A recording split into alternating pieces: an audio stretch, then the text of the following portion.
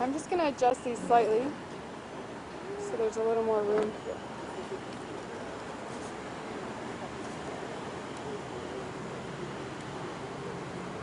All right. Good morning. Thank you for being here. My name is Kate Graziani. I'm the director of the Texas Harm Reduction Alliance.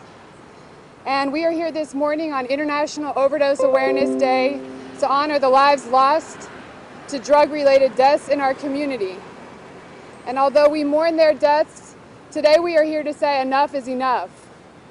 Just this morning, we released a short report which reveals what many of us up here already knew, which is that during the pandemic, overdose deaths have surged in our community. In the past 5 years, overdose-related deaths in Travis County have increased by 82%. And in 2020 alone, we lost over 500 of our community members, driven by the pandemic, lack of access to medications and support, and the increased prevalence of fentanyl. What you won't see in our report, which you can find on our website at harmreductiontx.org, are the countless and uncounted deaths due to the punitive and racist war on drugs and the way that we address drug use in our community. This approach pushes people to the margins, it criminalizes people who use, and it increases the risk associated with drug use. It causes overdoses, it also causes immeasurable violence, trauma, and harm in our community. And so we're also here this morning to say that this doesn't have to be the way. Our report outlines the proven public health strategies that prevent overdose and connect people who use drugs to the support that they need. Expand access to naloxone. Make fentanyl testing strips widely available in our community. Protect people who call 911 during an overdose. Provide methadone on demand. Fund housing and fund community-based preventative services like harm reduction programs. But county and city officials aren't listening. They're not even tracking the overdose deaths in our community.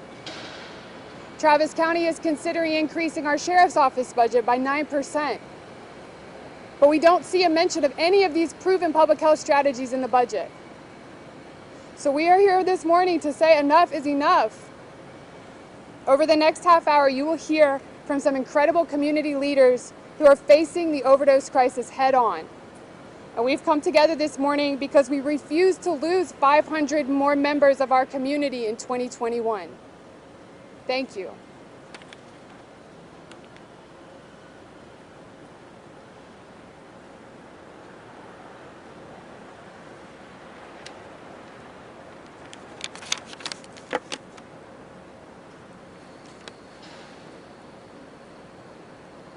Good morning.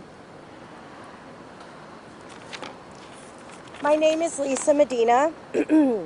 I'm a counselor in private practice here in Austin, and I work with people who use substances, experience substance misuse, have substance use disorders, trauma, and other mental health disorders.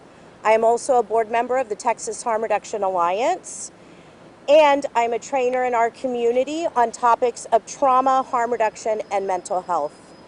I have been practicing harm reduction for 13 years in various settings, and my heart is broken. I am fatigued seeing our overdose rates go up when we have proven strategies to prevent these deaths. I am speaking in solidarity with the people we have lost to overdose, who cannot be here today to speak for themselves. I uphold them with love and radical compassion. When I am educating folks in the community, people often ask me, what causes substance use disorders or addiction? Although we know it's very complex, and it includes a complex set of factors that include family history and environment, one of the things we know is that people with substance use disorders have experienced trauma that is often untreated or undertreated. Our city's choice to arrest people after an overdose, criminalize houselessness, evict people who can't pay their rent during a pandemic, and arrest people for camping outside creates trauma. And it further exacerbates existing trauma and other mental health disorders. These punitive strategies cause harm. We are causing harm.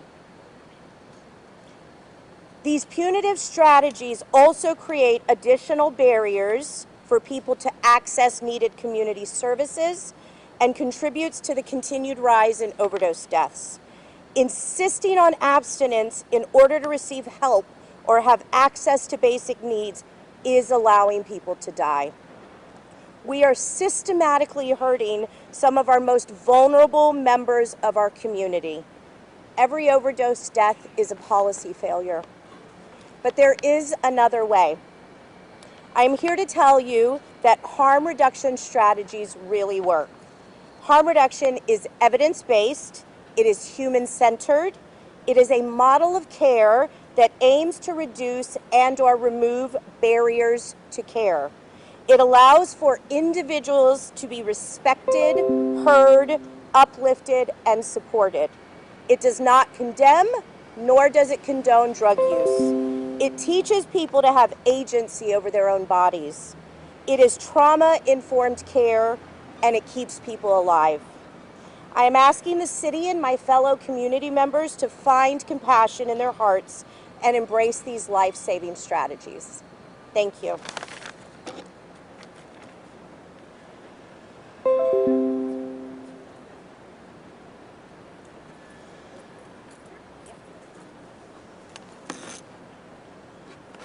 Good morning, everybody. Thank y'all for being here.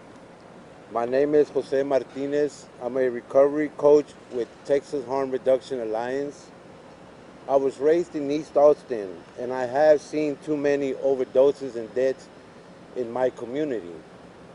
I myself have overdosed, and thank God there was people around me at the time who cared and used Narcan to revive me and just not leave me for dead. I have also overturned drug overdoses using Narcan, so I know that Narcan saves lives. When overdose is happening, people get scared. People don't want to call EMS or the police because they are afraid they will be blamed for the person overdosing. That's why it's important to distribute Narcan for it to be in their homes, in parks, in homeless camps, everywhere. Earlier this year, my cousin Anna died of an overdose in South Austin because of cocaine that contained fentanyl. She didn't test the drug or have naloxone on hand. By the time EMS found them, she was gone. She was a mother, she had 3 kids, and now she's gone. This is unacceptable, and I'm here to tell you there are some simple ways to stop these deaths. We need more outreach teams with peers, people like me who know what it's like to be using drugs, who can supply the community with plenty of Narcan. We need to get fentanyl, testing strips, and naloxone out to everybody who might be using drugs.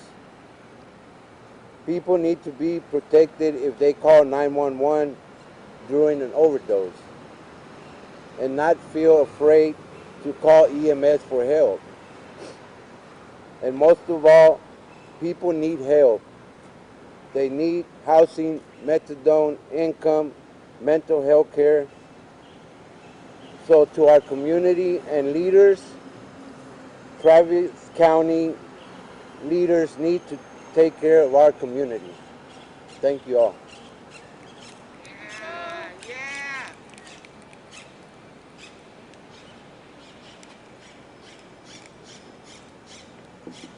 Hi, my name is Selena, and I am president of the Austin EMS Association. I want to thank y'all for being here and thank the Texas Harm Reduction Coalition for having me. I am not an expert in opioid use, but I can tell you about what our paramedics are experiencing out in the field. And what I can say is that what we hear is that there are a lot of people who have made the decision to stop using drugs and have had a really hard time because of the pandemic, just like everybody has. And on top of that, they're not able to seek their normal routes of support, be it meetings, be it one-on-one support, be it counseling, be it social work, because we're not doing in person during this pandemic. And so not only have people's lives gotten harder, they also don't have the normal support structures to keep them from using. Another thing that I'm hearing that we're seeing a lot of is exactly what we talked about earlier, which is fentanyl is being found in everything. We go to overdoses that we think are cocaine overdoses, or we're not sure, and when we give them Narcan, it works.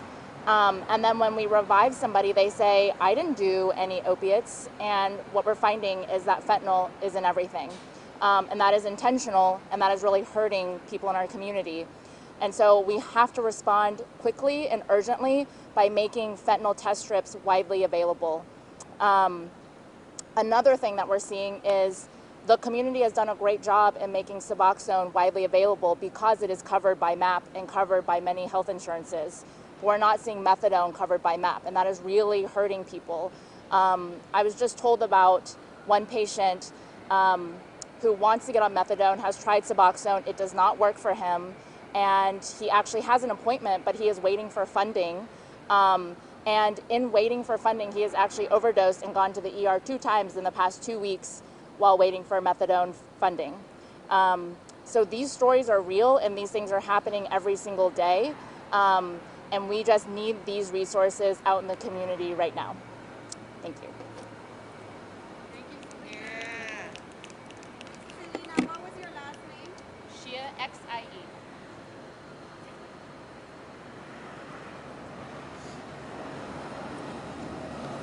Hello, my name is David Johnson. I'm with Grassroots Leadership, Texas Advocates for Justice. Del Med decided to throw me on a community strategy team. The city of Austin decided to throw me on a reimagined public safety task force. Long before any of that happened, I was at Solstice Recovery Foundation trying to learn how not to die.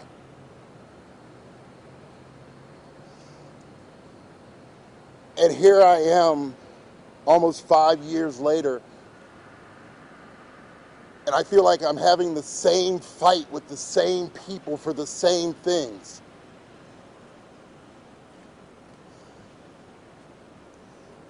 I understand that we live in a state that insists upon investing poorly and then doubling down on said poor investments towards incarceration, towards exaggerated sentencing, towards added criminal statutes. I know that we live in a state that wants everyone to believe that we need jails and police and increased border security like Operation Lone Star. I know we live in a state that says that those are the things we need for safety, but part of the beauty of living in Austin is that, at least until recently, right? Until recently, when our efforts to defund began to be the target of the state, at least we in Austin believed that we could do something different, right? That we could do things differently than you see anywhere else in the state. Hell, that's the marketing tagline for this false progressive home we have. That we do things differently here. We're keeping Austin weird. And all that nonsense. But we're still letting people die at record numbers. Overdose was 10 times as responsible for death as murder was, but we are not hearing about those numbers. Black and brown folks have been telling these communities for ages, because we've been the communities that have had to figure out through harm reduction modalities how to deal with these deaths, how to deal with this harm, when the city and the county and the state wouldn't do a damn thing for us.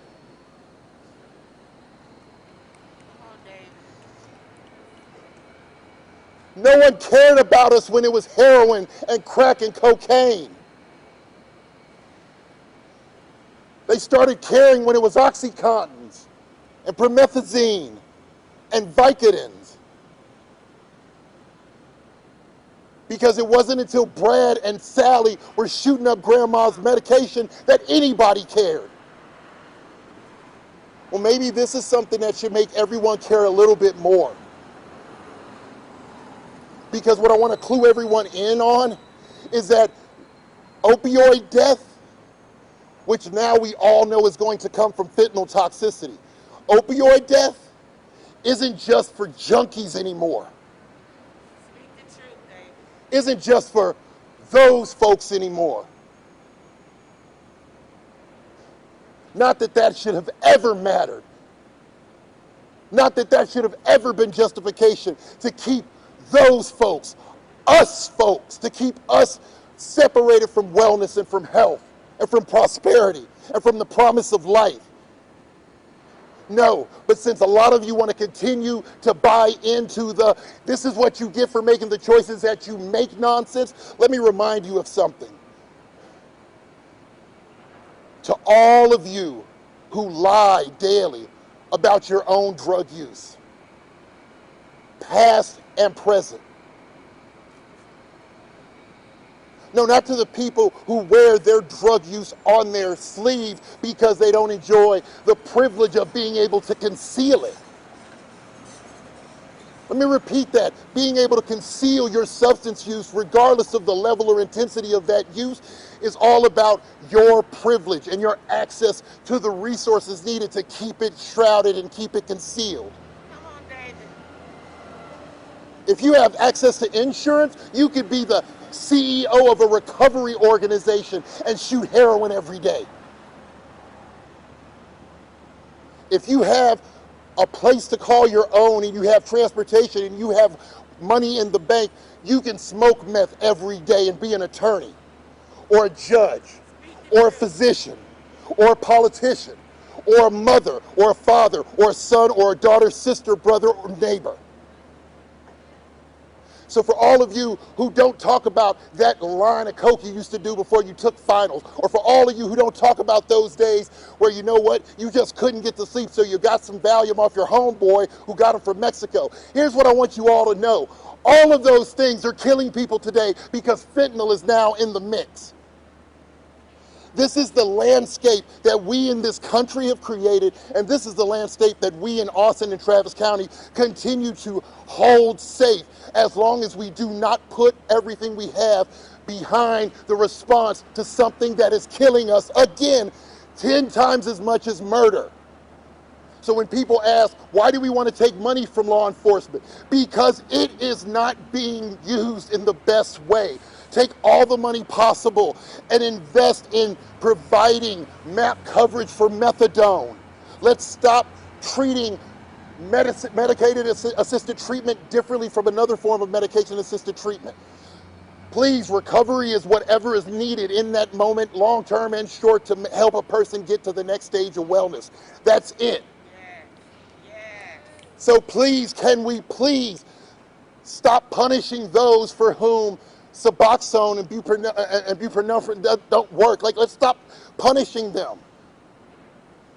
Let's allow people who need methadone in order to live daily in a healthy and stable and progressively constructive way. Let's make sure they have access to that the same way that people have access to getting their damn teeth pulled. What else, David? What else?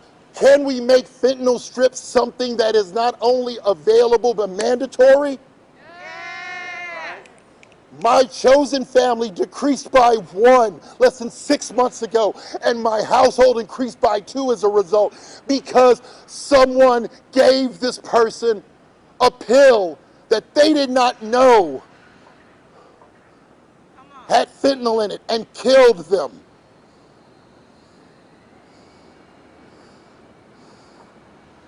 Until then, my personal awareness with overdose came from losing several people in recovery, because what they don't tell you about recovery is that the worst and the best thing is the same damn thing. You feel everything.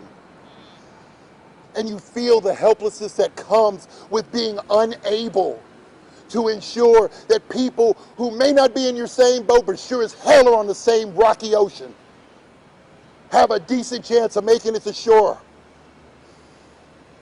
Or maybe just not falling out of the boat. Or maybe if they fall out of the boat, getting pulled in. But we've got to do something different. So can we make it easier for people to make sure that their street-bought gabapentin, their counterfeit Valium, their buddy's bag of Coke, their homeboy's rock of meth, can we just make sure that people aren't making a life or death decision every time they decide to escape from the trauma of this world for a little bit? Come on, Dave. Can we? Can we not sentence people to death just because it fits the popular narrative to make their lives worth gambling with? To make our lives worth gambling with?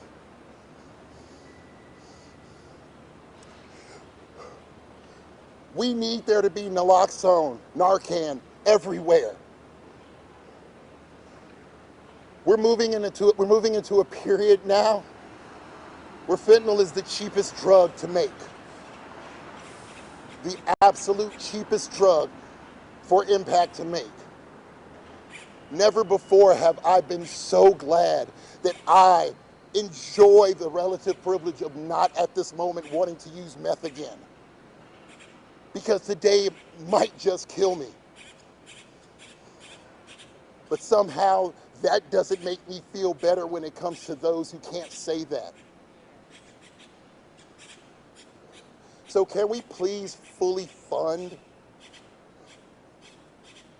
instead of 100 million, that's a start. Can we just please fully fund not letting people die because they choose to use substances, regardless of the substance, regardless of the method of administration, and regardless of how much money they have or don't have to put towards whatever nonsense bond they're going to have to put in? Can we just agree that while the state is trying to make us be something that we have no reason to be, this moment right here, what we are asking for from the county, what we're asking for today and have always asked for and will continue to ask for, this is the bare minimum that can be done to ensure that Travis County and the city, because we need their partnership, this is our opportunity to do something that is going to insulate us from unnecessary death and harm. And I need to remind you all, it's not just for black and brown folks anymore. Thank you. Thank you, David. That concludes the press conference. We'll stick around for questions. Thank you.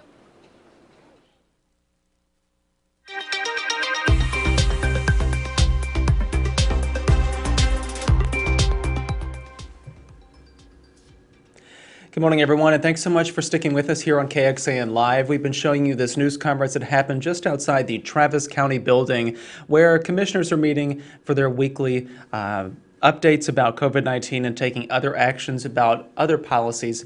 We heard there from three different groups: the Texas Harm Reduction Alliance, Grassroots Leadership, and the Austin EMS Association. What these people are speaking about and bringing attention to are the number of overdose deaths that happened last year in Travis County. They say that more than 500 people here in our community, in our area, died after overdosing. And they are wanting to call attention to that and also call for actions from community leaders. Particularly, they highlighted the use of making Narcan more widely available, and also fentanyl test strips to test drugs that people might use. And they're saying that a lot of these overdoses are driven by drugs containing fentanyl, which is that incredibly powerful, deadly opioid. We do have more information about that particular struggle and some of the other issues related to what they discussed today available right now on our website. That's KXAN.com and on the KXAN News app. Please download it if you haven't done so already. I always say it, but I'll push it again. Thank you all again for watching. I'm Will Dupree here in the KXAN Live studio. We'll see you back here throughout the day with other updates, so please stay with us. Everybody take care, stay safe, be healthy.